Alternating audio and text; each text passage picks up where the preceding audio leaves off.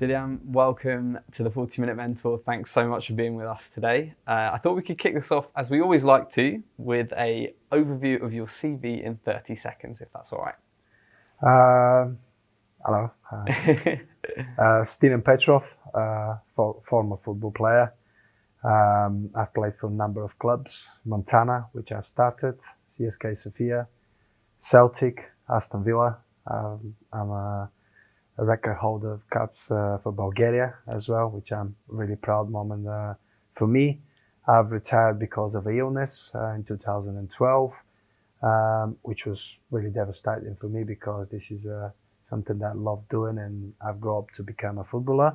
But in general, that is my overview of my career and when I'm up to date. And that was really close to 30 seconds. Well done.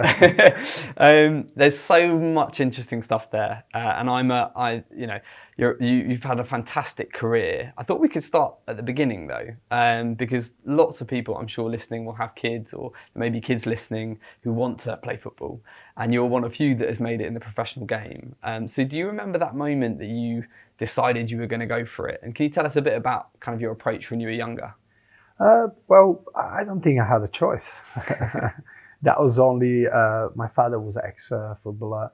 My mother was involved in sport as well. So my family altogether was a very sporty family. My granddad, he worked at the stadium as well. So when my dad was training, I was always around there. My granddad would look after me. I'll be always kicking the ball. I have the ball on my feet and I'll be just walking around the stadium and I'll be kicking it. And I didn't really have a choice. But as much as I didn't have a choice, I wanted to become a footballer. At that time in Bulgaria, we had a lot of good players. We had a lot of idols, players that played in a very high level. Stoichkov, Leskov, Kostadinov. This is players that played for Barcelona, Bayern Munich, Sporting Lisbon, Hamburger. A lot of big teams. And as a young kid, you want to look up to somebody and become like that person. And we definitely had so many to look up to, and we wanted to be like them. We wanted to achieve what they've achieved, because if you remember '94, yeah, Bulgaria finished fourth, and the country was in a great mood. We celebrated, and as a young kid, willing to become a footballer, you had somebody to look up to. You wanted to become something and you want to achieve something that other people achieve, because you wanted to live moments like that. You want to be part with moments like that. So for me, I had great idols and I wanted to be like them, which it make a big difference in a young kid's dreams. Good stuff. And you mentioned your dad and your granddad. They clearly had an impact and an important role in that. How did they approach getting you along that path? Well, my dad was very strict with me. My dad obviously saw that I have potential and I had the desire and determination to work hard to make sure that I do the right thing. So he pushed me really hard. He wasn't a softie. I remember that after every game that I played badly, he won't talk to me for about a few weeks, and until I start doing things right. And that was me, but I wasn't expecting anything else. That was the demand from my dad. Some people will think maybe it's too harsh or maybe too demanding, but I believe that was the way for me to build up and make sure, because I always played with the older boys. Right. I was always pushed to achieve, to push, to make sure that I've got that determination to catch other ones and to be better than the other ones. So it was a good approach for me. I got used to it. I expected to be the best when I come out of the training, after the training session, after the game. I want to be the best. I want to do the right things.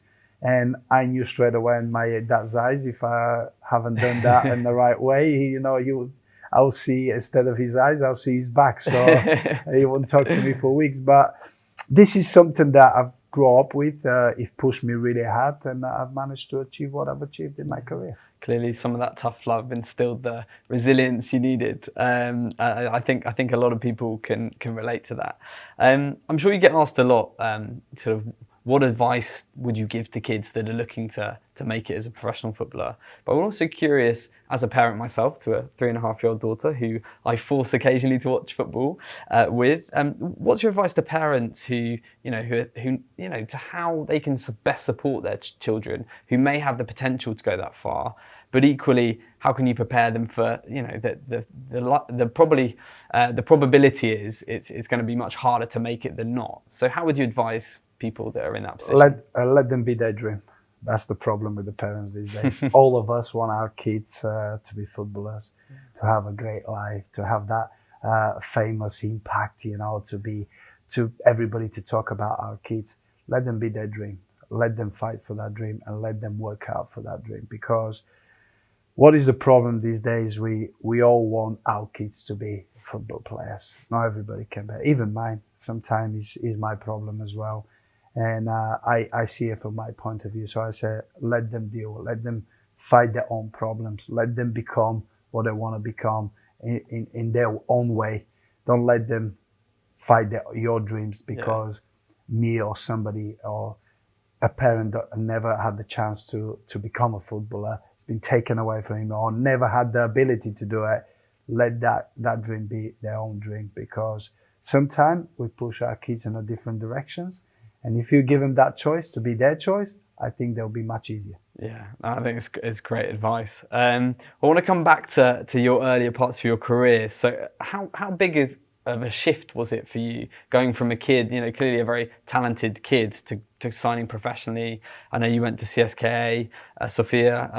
What was the biggest shock for you at that time? How did you make that transition? It was a very difficult transition because I made my debut, my professional football debut when I was 16. I remember I was in school and I was literally dragged out from I think the subject was maths. I was having maths, and I'm sure you were pleased to get out of that one.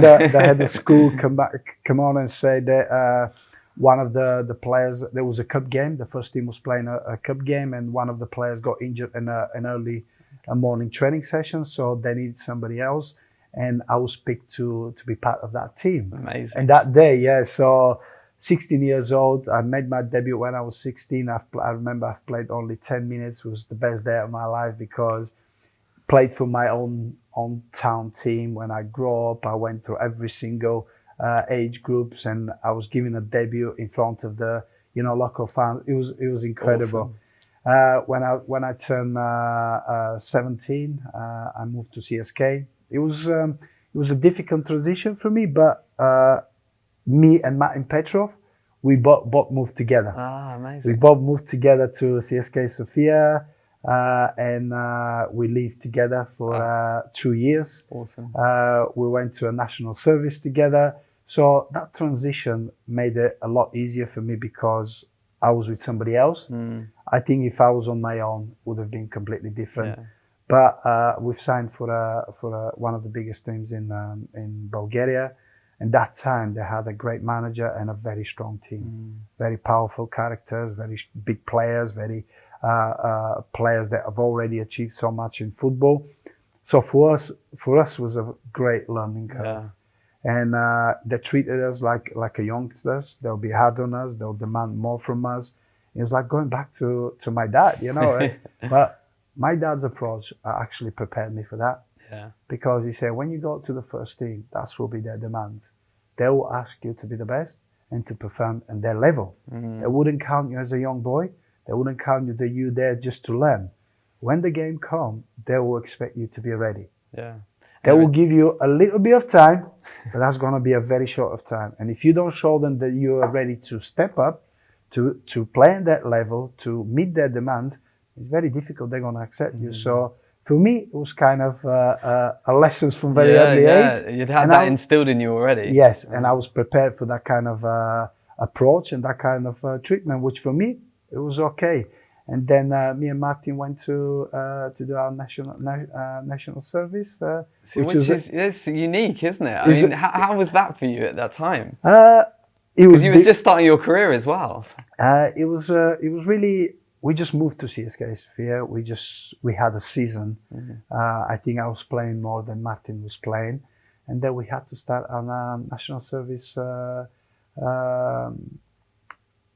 It was 18 months. Wow. So the 18 months, most of the national service places, they weren't allowed people to go out and train. First 6 months was very difficult for us because we weren't allowed to train with the team or play with the team. We could only train or play with the army team. Okay. Which that you only train once a week, and you play on a weekend, which wasn't good enough. And I guess the standard wasn't anywhere near the same. No, actually, the standard was good because at that time, most of our players that we played through the age groups, they were the same age, so they were playing a different army team. Oh, great. So the games were competitive, but missing a professional training regime was very difficult for us. So I remember after nearly 7 months, we were allowed to start training with the first team, with the CSKA first team, but we weren't allowed to play.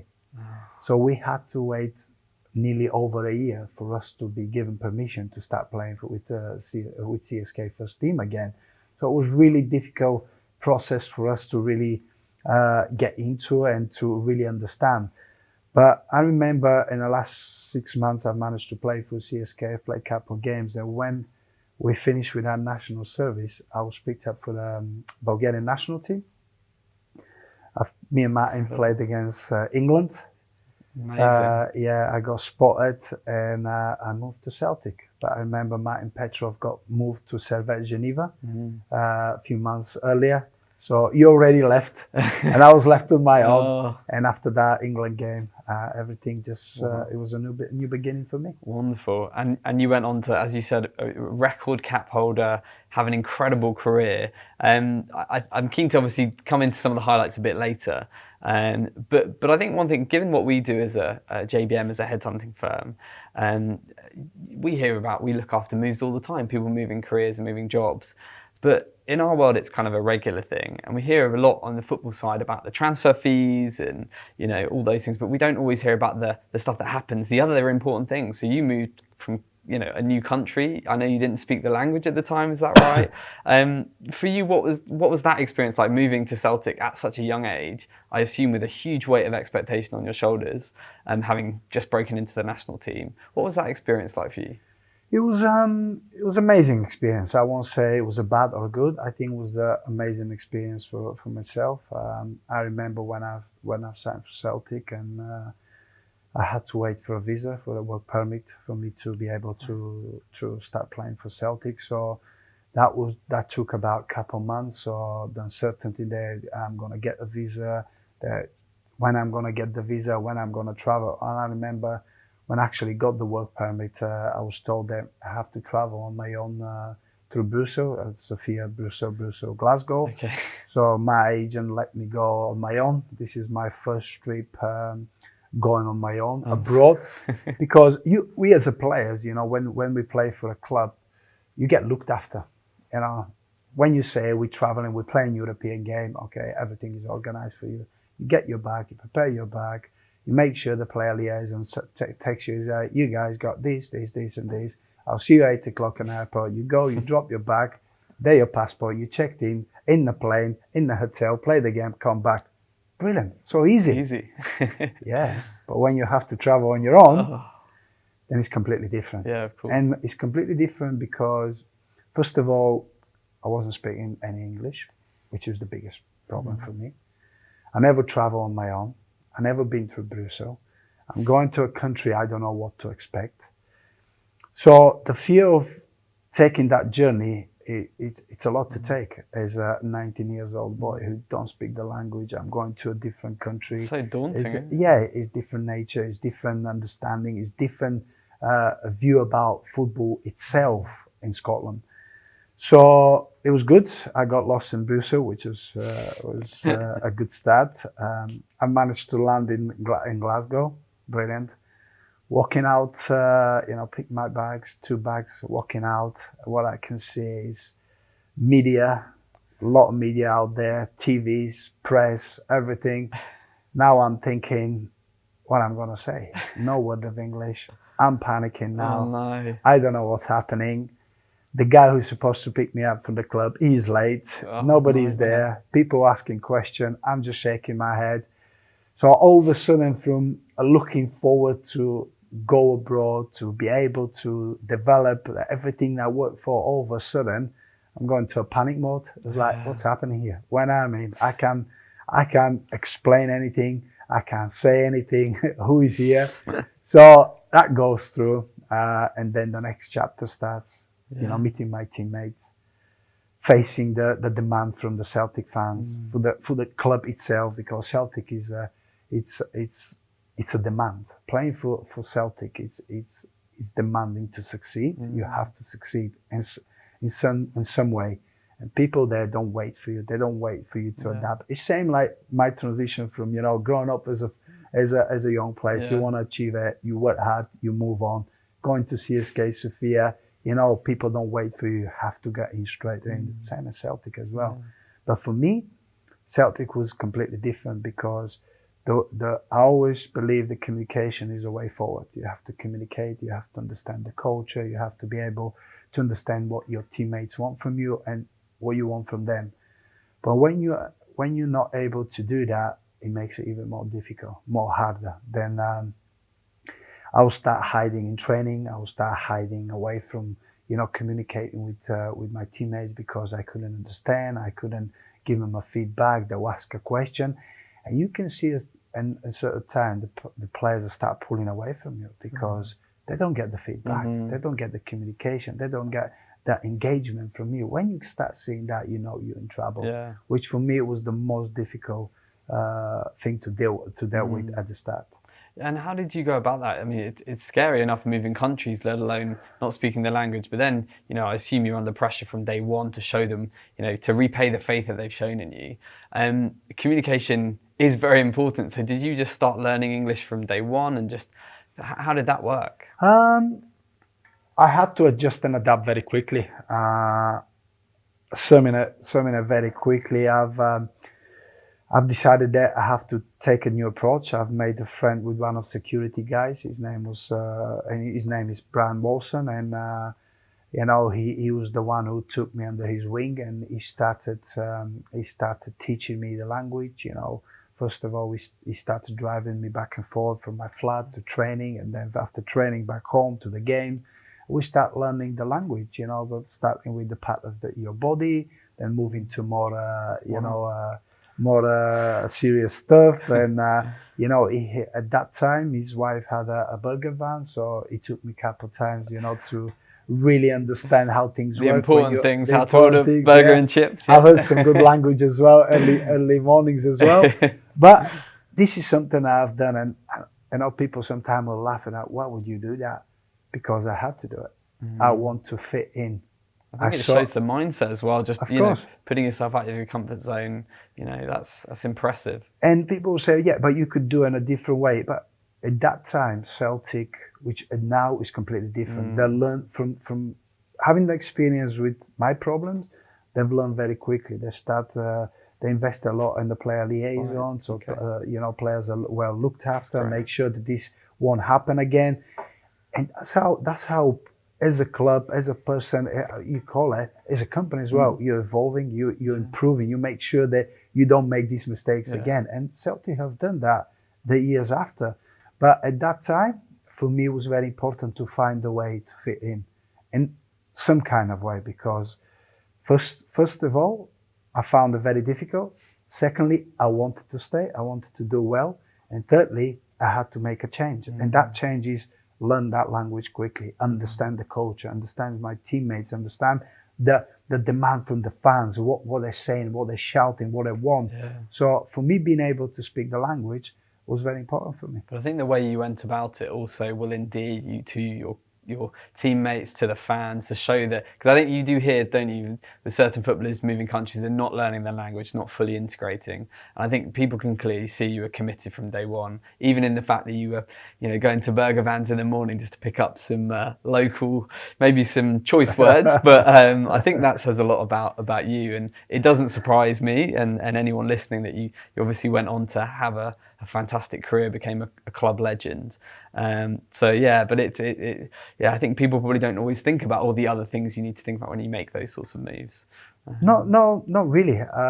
You know, I've played with with couple of players through my, they've come over and they never put that effort to learn the language and to understand the club itself, and most of them left very quickly. But you're not surprised. You can see they've got the talent, they've got the ambitions, but if you don't put the effort, I always believe that if you go to somebody's house, and that was not my house. Going to Scotland was not my house, so I had to understand and I have to learn the rules very quickly. To fit in that house, you have to do what is required. And for me, it was to learn the language, to understand the club, to make sure that I'm going to play with the passion that the fans and the club demand. And if I haven't done that quickly or I couldn't adapt to it, I would have never succeeded. And that's the way it goes. If you go to somebody's house, you play by their rules. Yeah, definitely. It's not such a thing as that, yeah, but I can do this and I'll do it that way. Okay, some people say, yeah, but I've done it. A very small percentage will do it. And I knew that I'm not one of these incredible talents that I can just go pick the ball and do wonders. I had to work for it. I had to improve, and I still had room to improve, and I had to. So for me, it was very important to understand, adapt, and move on with it. Great. Well, you played for some great sides, Celtic, Aston Villa, and some amazing players over your career. When you look back now and reflect on it, what was the best team for you, and what makes a great team in your opinion? Both teams. I think at Celtic we had a really special team. We had some. I was the youngest one. With Villa was completely different. I'm going to start with Celtic and then I'm going to move to Villa because they were two incredible teams, but in a different way. With Celtic, I was the youngest one. So for me, Celtic was a great learning curve for me because at that time I had every single player in that club was very well and very established international player. Every single one, maybe 90% of the team was international players. Wow. They were playing regularly. They had more than 50 caps each of them. Some of them, like Paul Lambert, already won the European club. You have Henry Klaassen, you've got Chris Sutton, you've got John Hudson, you've got Jos Bulgarian, you've got Johan Meli. Incredible characters. You don't describe them as legends or good players. Characters. Characters that players that don't like to lose. And this makes a huge difference in a team environment. When you have players like that, you can only learn the best from them. You can only adapt and just go with the flow, because going with the flow and showing the same enthusiasm and showing the same determination as them, they fit you in straight away. And you just land in the right way. And we had a great desire to win with that team, and we've achieved so much. Now with Villa, when I moved in, I was already experienced. With the Villa, it was completely different. With the Villa, I moved in, so Martin O'Neill had to rebuild that team. You have to make a completely new team. So that took about probably 3 years. So 3 years, I was coming as a big name, first signing, coming as a player who used to score goals, make difference in the game. All of a sudden, I found in a team that is just rebuilding. So I had to be very patient. I had to work even harder. I found the league even more demanding, more physical, better individuals, which for me was another learning. I told that coming here, I was already learned enough. Coming here, I had to step again. I had to make sure I'm improve in a different way and support people, because at the time, I was the experienced one. And you had a lot of your Stuart Downing, you had Ashley Young, you had Gabriel Bonneau, you had a lot of young boys coming through. So you had to be supportive. And as much as I had to pay attention for my individual performance, I have to make sure that I helped others as well, which was completely different. But again, Martin O'Neill made another team with winning mentality and great characters. Amazing. Yeah, great sides and some great players. It's probably a slightly unfair question, but is there one player that has stood out to you as the best? And if so, why? Because I'm sure listeners will be interested. No, it's I will pick one, and I don't think many people can disagree. And that's Henry Klaassen. Yeah, what a player. I mean, the stats, the way he's presented himself through his career, talks a volume about his achievements. But being his teammate and a friend as well, I know how good he is. He's just a complete player. He knew football inside out. He was the great professional. He was one of these quiet ones. I call him quiet assassin. He's the man who, when the team was in trouble, he always come up with something special. He always be there for us. He always supported. He always make sure that every time he come out of the pitch, he would have enough, not just for himself, but for the team as well. And when you have somebody in that team, then you look up to him. You want to be like him. You want to follow him. You want to play for him. You want to play with him as well. So this is the reason that I will pick Henrik Larsson. I've played with many other good ones, but he stand out because, like I say, he's a complete package and he's got everything. So I will probably stick with him. It's a great answer. And I think there's something about those sorts of people, whether it's in a business sense or in a sporting context, but those sorts of leaders, they really galvanize the team. And like you said, you want to play for them and with them, and they kind of raise everyone up. You've had a very successful career as a player, but also as a leader. And I want that kind of is a nice segue into the next part of our chat, because I wanted to talk a bit about captaincy and leadership. When you made the move from Celtic to Villa, I know part of that was linked to a change in manager. I know you knew Martin O'Neill as well before.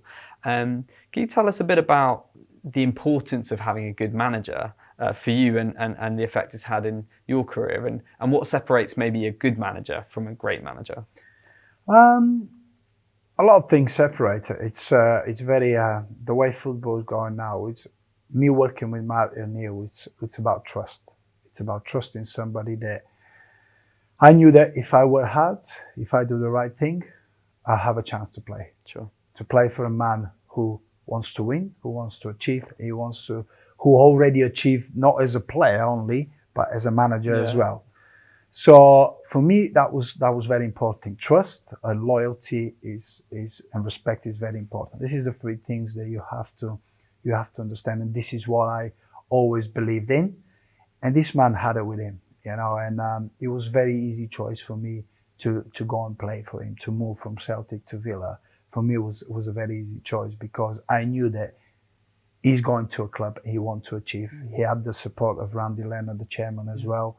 They wanted to create something special at Villa as well. And down the line, they've showed that they've worked very well together. And my choice was the right choice.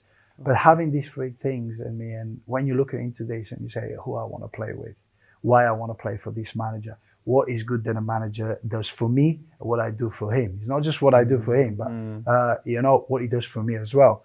And he showed me from day one that he's trustful. When you have somebody that's trustful, even when you don't do well, and you've got the eyes to look at you and say, you know what, you're not good today. You need to get better. You don't get offended. You just want to have that, and you want to be back in these good books. And this for me was very important. And Martin O'Neill had that in him. He had that aura to go and speak to people, to understand people, and manage people, which was the most important, and more important actually the tactical session or the session he's going to put on, because Martin always believed that if he had a team, if he buy a good player and he put him in the right frame of mind, he always play for him, and he can always get extra 20% in him. And this 20%, if you look at it, this 20% will make a big difference through the season and through the years as well. Definitely. No, very, very inspiring leader, and clearly a lot of those qualities, rub off on players. And clearly for yourself, you worked closely with him and became the captain of Villa in 2009. So had being a captain always been a goal for you? I know you also captained your country many times. And if so, what were you doing throughout your career to kind of lay those foundations to become a good captain? A lot of people, it's a big dispute about, and it's a lot of question about are you captain material? Do you become a leader? Do they build you as a leader? I think you can spot a leader, or you can spot a positive person from the moment you meet him. I think that's how you know that you've got that ability to lead or to support people or to lead in the right way, because you get leaders, but sometimes you have a bad leader. Yeah, true. And for me, it was really understanding when people saying to me, oh, you'll be great captain material, you should lead the team, you should that. When people start asking that, you start asking yourself question, leading in what way? Leading how? What was the right way? Do you support? Do you lead? How you lead and what direction?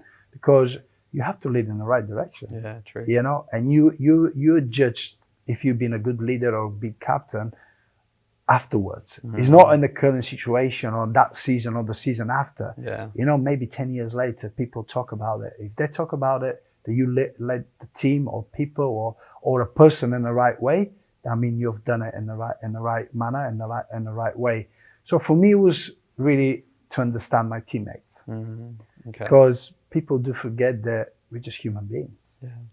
and we live our lives like everybody else. You know, people in this room is not different. You know, us as players, we've got the same problems. You know, True. like you know, Yeah. I had the same problem. You go back home, your wife bought done online shopping, and they say you need to go back and return it. I've got the same problem as you have. You know, and this is problems. You know, people have a family problem. They have a problem with young boys with their girlfriends or with the wife or the kids not well, and or family reasons, or sometimes they'll come and know right friend of mine, and you have to understand this. Yeah. You Being have able to relate to them. Of course, if you're not being able to relate or to communicate, we're going back to that communication.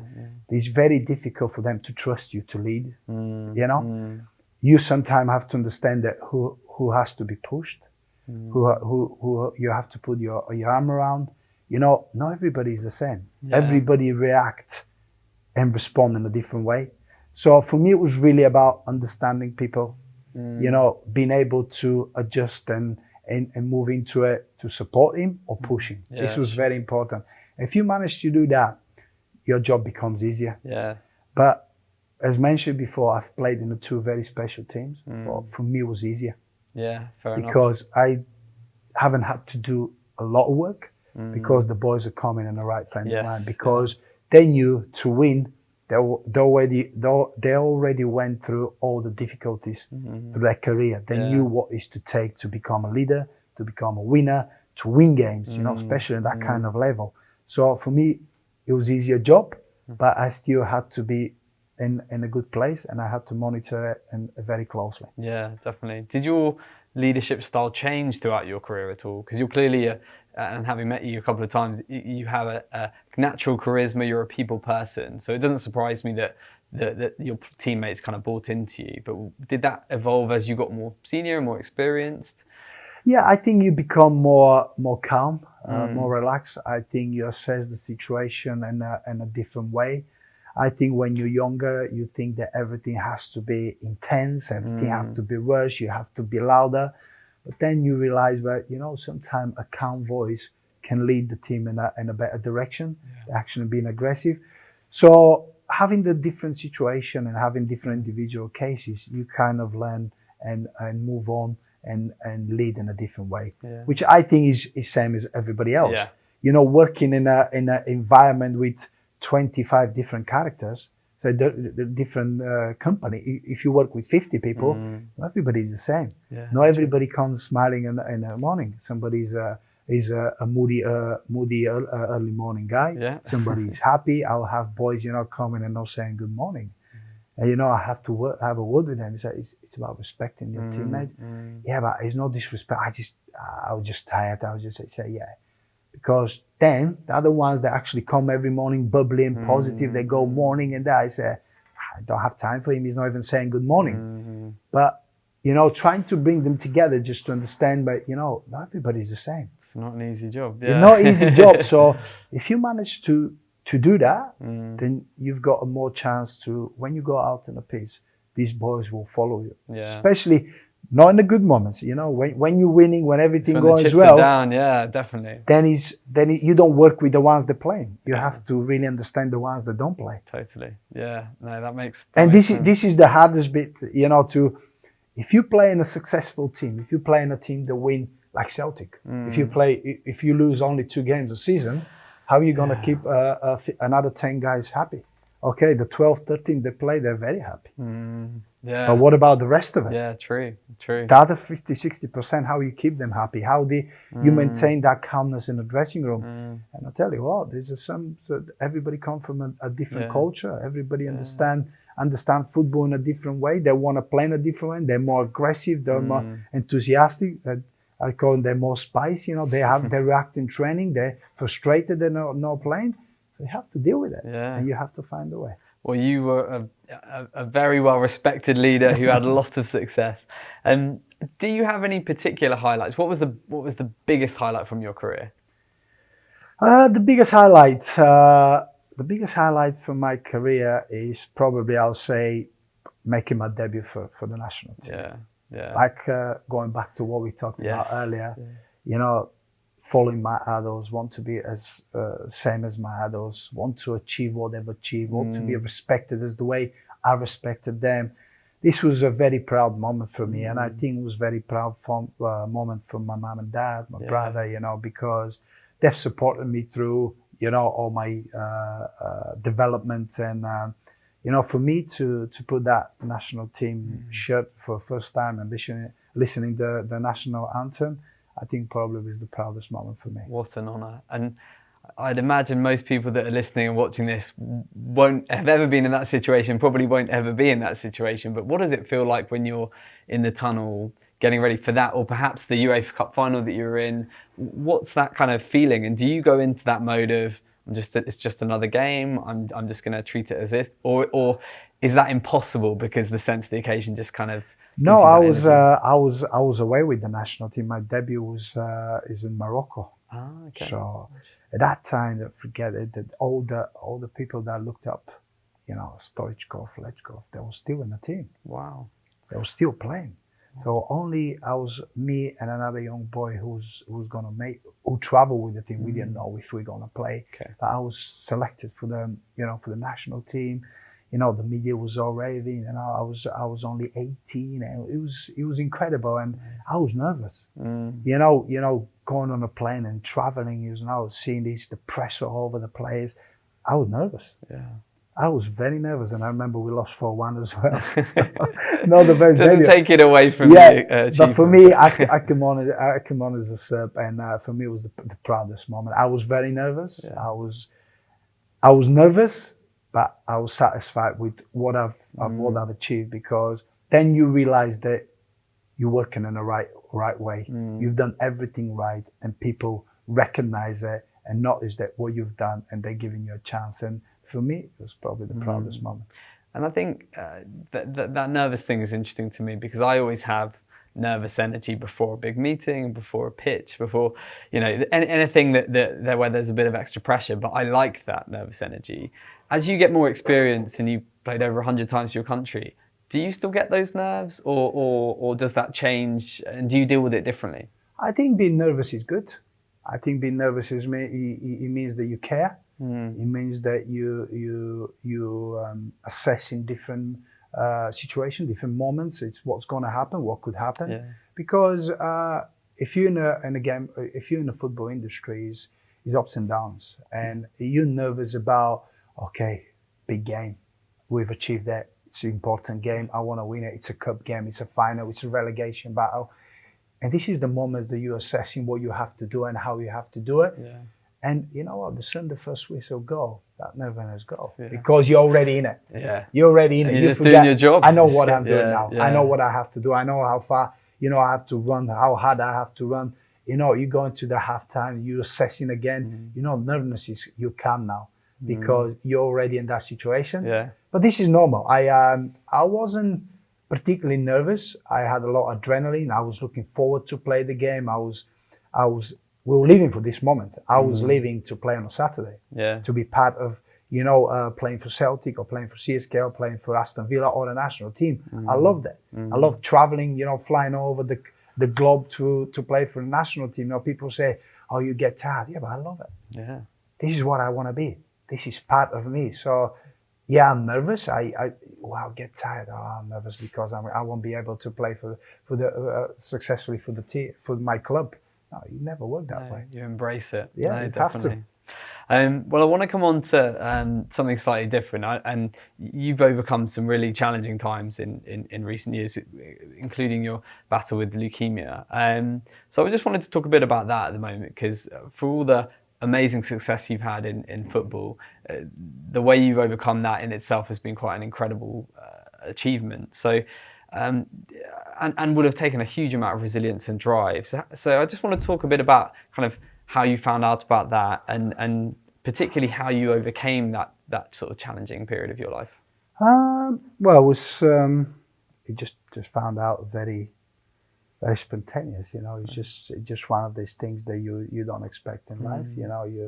It's a questioning what was me and how did it happen, and this how everything started. Just before the Arsenal, we played Arsenal in a league game. The week leading before the game, I felt a little bit unwell, like nothing really much that you have to worry about. There's certain things when you're a dad and a father. Your kids go to school, nurseries, and they bring different viruses, bugs, and that. We all been there. But leading to the game to Arsenal, I felt a little bit unwell. I didn't think I had to worry about it. I was just kept training, and I sweat it out, and I'm just looking forward to the Arsenal game, because it was a great stadium, great occasion, and I didn't really pay attention to it. It's one of these things that you just brush it aside, you sweat it out, and you go.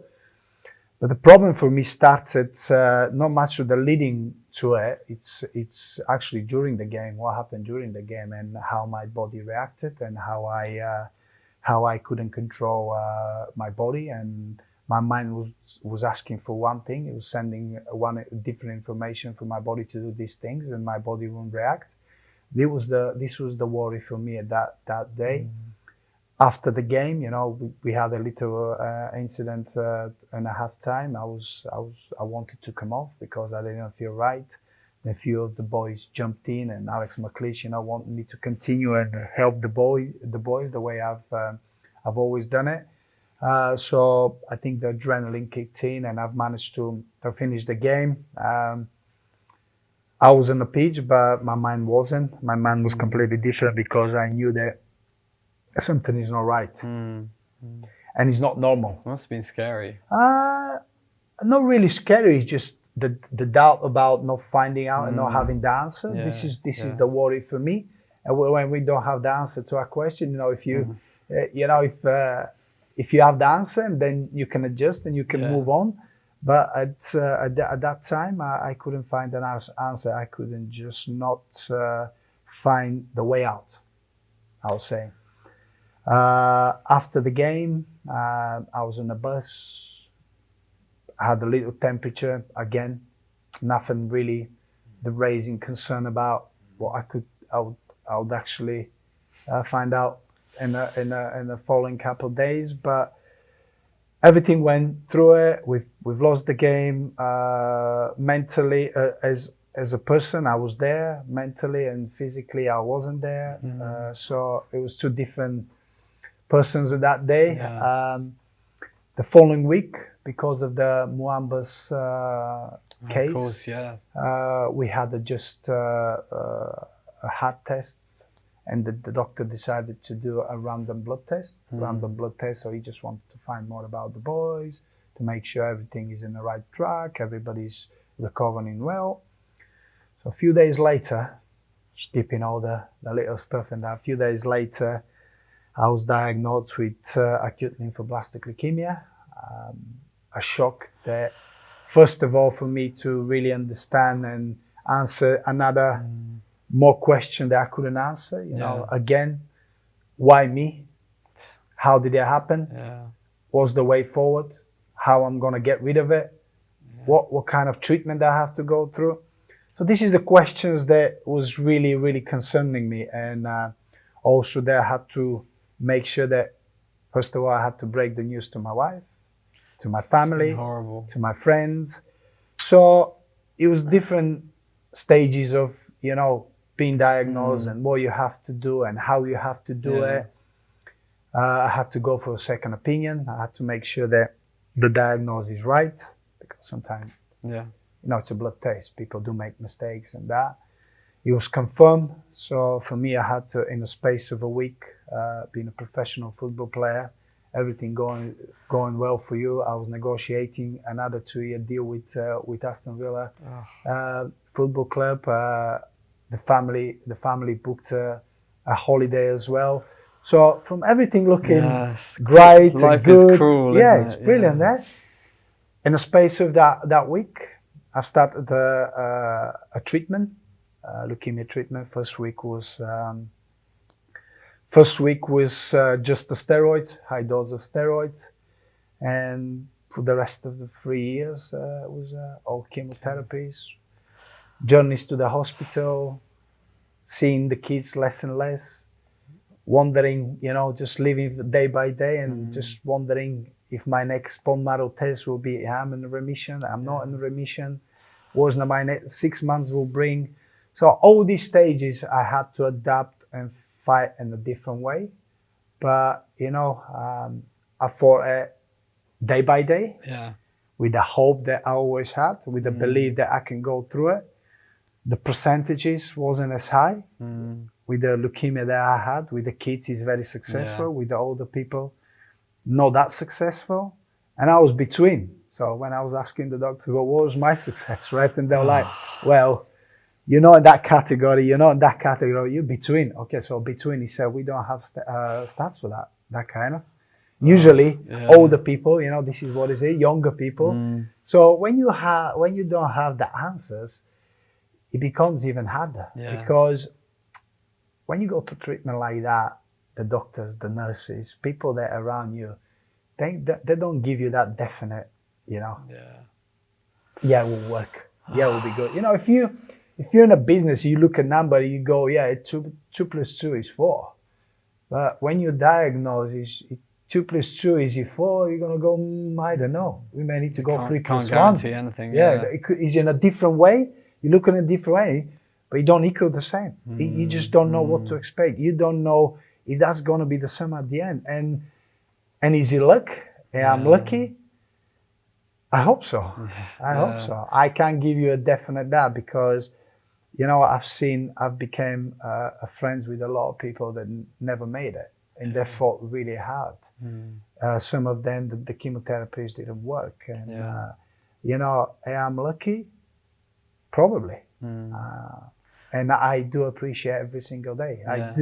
I do go up every morning, and I do appreciate and look with a smile to being alive and being able to do things that probably not many people have the chance to do it. It's so inspiring and wonderful to see you so well. I know you're still playing football, and you look in great shape. But I know it will have been a terribly difficult time, and I have had family that suffer with the same illness and know how awful the treatment is. But do you think that some of those qualities that were instilled in you, throughout your professional career, helped you tackle that? How did you deal with it? I think the mostly was the positivity. I was very positive, and to be honest, I've just realized that time I realized how important is the support of the closest people, my wife, my family, my friends. Because it must be awful for them. I mean, for your wife. Yes. When you're in that battle, you have a different mindset. You know what you have to do. You know the struggles in you. But the problem is when you see the people around you suffering because they don't know how to help you.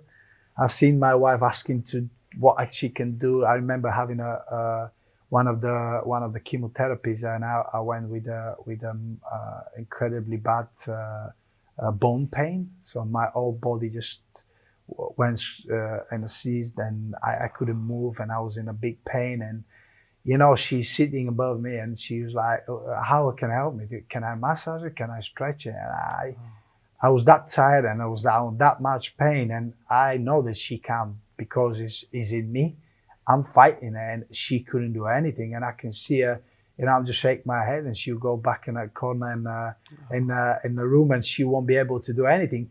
This is the harder moments that you look at it and go, okay, I'm going through it. Do I have to put other people It's the around me through helplessness it? of the situation. And that was the biggest problem for me. But that positivity, the belief, the courage that I had to still fight and be able to still be here, because I wasn't ready to give up. Yeah. I wasn't getting ready to give up, and you know, it was the most precious thing, and that's your life. Yeah, definitely. And you have so much to live for. Of course. I'm sure that will resonate with people, and anyone listening will be really inspired by that, particularly if they're going through similar sort of battle at the moment. I guess alongside the physical side, and you were, I guess, an elite athlete at the peak of your career when this horrible illness hit. But there's also a big side of this is mental, and you alluded to the positivity and the way you approached it. But mental health is becoming more talked about in general in the world. But there still feels like it's a bit of a taboo in certain sports. So I'm keen to get your thoughts on that. We seem to be getting better at talking about it, but is it still a big challenge, do you think, in football? Is there stuff that can be done? It is very difficult subject to talk about. You know, the mental health is about the individual. You know, it's about the brain. It's about how you control it. The brain can send you in a different mood and a different direction. And people say the only problem I think with people with the mental health is no sharing, no opening up, and no letting other people understand their fears, their problems. Because having your own mind, you always think this is right. But when you share with somebody, then you have a different point of view. Then you can have a support. You have a different advice. Same as I'll put it that way. If you look at the mind is, if I have only four friends, and I only communicate with them, and I only talk without them about things, I always think that what we say is right. Yeah. So that's your mind. Yeah. Your mind is thinking, okay, I've got a problem. Well, it's okay to have that problem. I'll just share it for me. Nobody can help me. But actually, when you go to a wider audience and you've been able to communicate, to speak, to share, to let other people help you, then you find out that actually there's more views about it. Yeah. It actually is not as worse than you think. Yeah. And the mental health is about, I think is about sharing. And don't forget, most of us at the moment, what is the biggest fear? Is about being judged. He's been, being judged, and he's been, to fail. Is that the worst? No, it's not. We all fail in some kind of forms in life or in sport or in business. This is the part of the life. This is the part of the circuit. Yeah. And a lot of people don't understand that. And like I said, mind is a very difficult area where you can control it. And if you want to control it, you have to share. You have to make sure your brain works in a different dynamic and different intensity. If you think that you're the only one who can help yourself, then you're in the wrong place. I think it's great advice and a really important point. I think the more we talk about it, the more we open up, the better it will be. I think as a professional footballer, I guess, and you would have had this probably not to the same extent because social media, I guess, has particularly picked up over the last few years. But with back in the day, you would have had the media, you had the fans, you have all this extra pressure on you, and now you have social media chucked in. A lot has been talked about social media adding to the mental health crisis out there. That it's people showing off this perfect image of their life, which isn't always reflective of the truth. So, what was your approach to dealing with that pressure when you were playing, and what advice would you have for current sports people that are maybe or high profile people in that situation now? When I was playing, I never had a social media. To be honest, when I was growing up, and obviously the social media took over after when kind of retired. So probably I'll say I was lucky.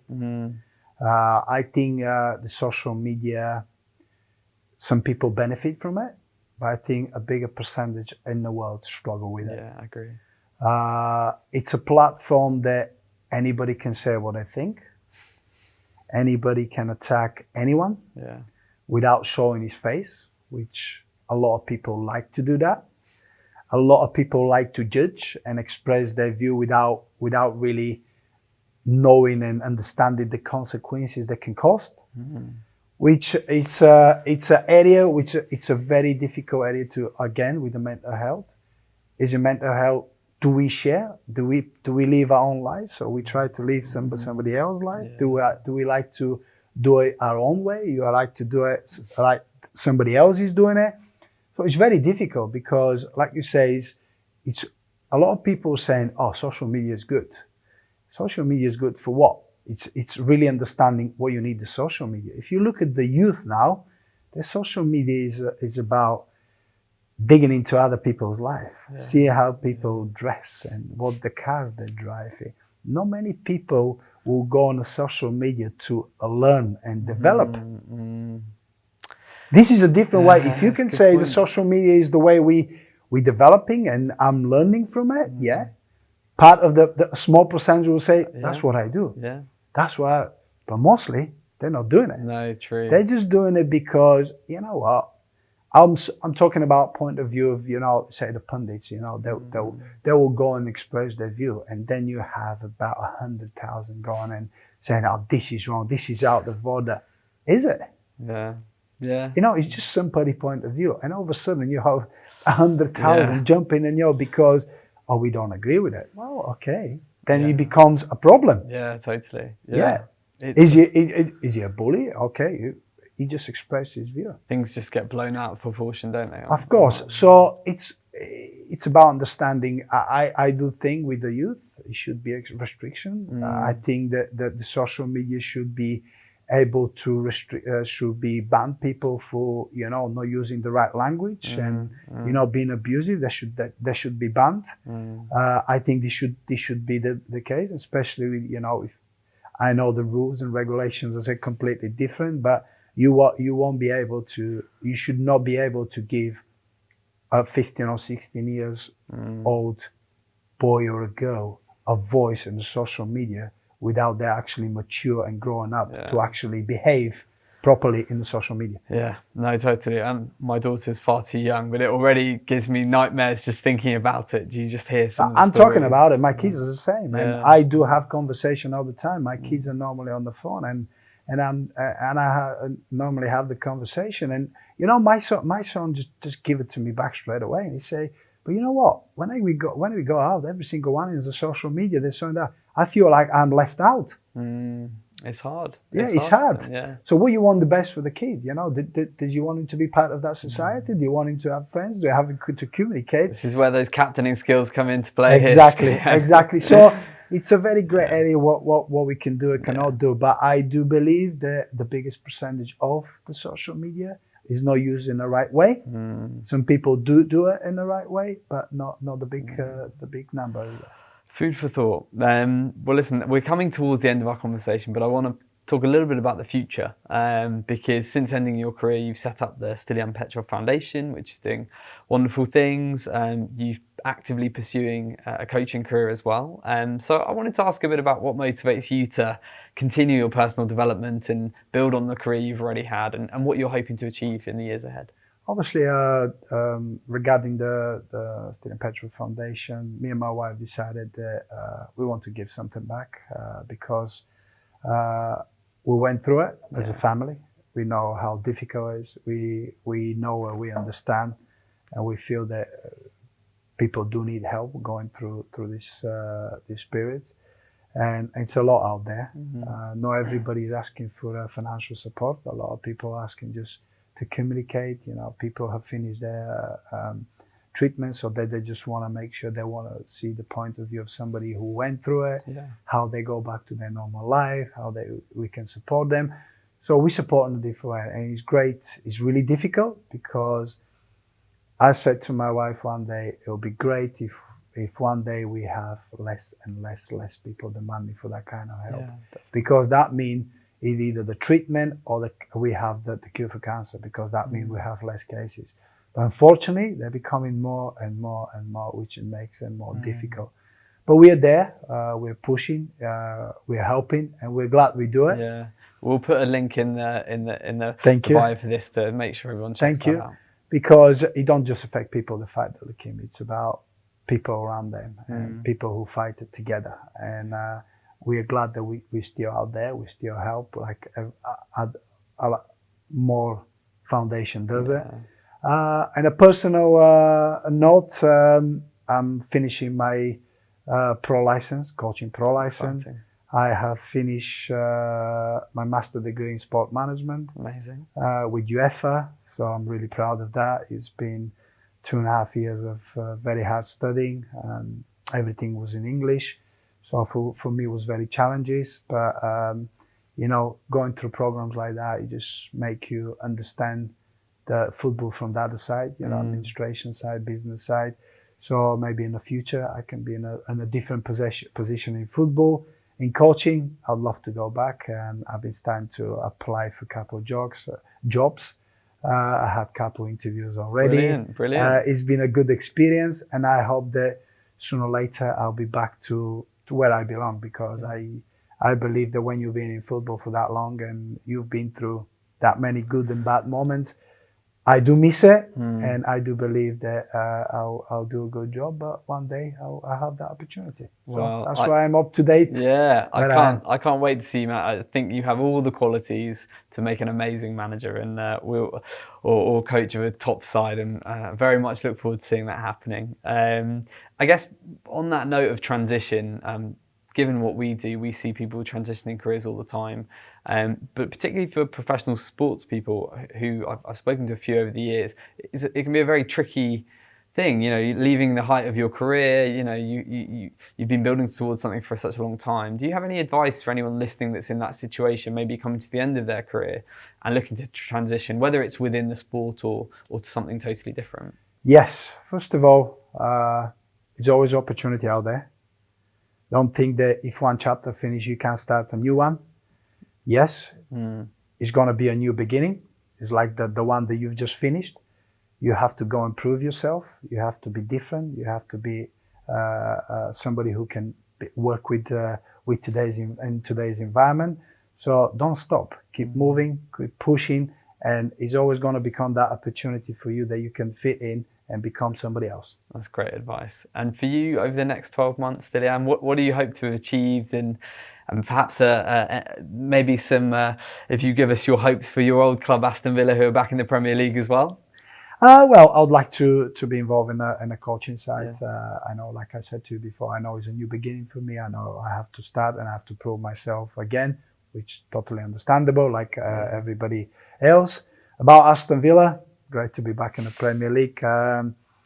We started the season shaky. We've played some good games.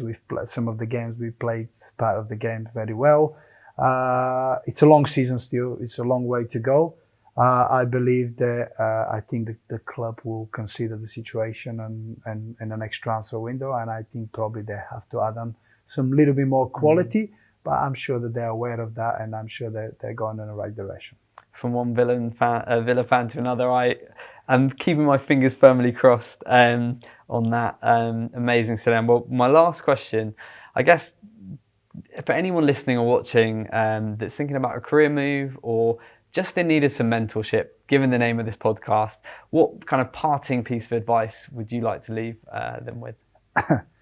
I always advice is, enjoy your life. Make sure you get up every morning, you smile, and you do things that you like to do. Because everything else, you can learn, you can adapt, and you can progress. So there's no point worrying the things that you think that is going to cause you problems, because every problem have a solution, and that's the way the way it is. And just enjoy it and make sure if you want something, go and get it. I think that's an amazing way to end. Thank you so much, Stiliyan. It's been an absolute pleasure to meet you, and very excited to see what the future has in store. Thank you very much. Thanks. Thank you. Pleasure. Cheers.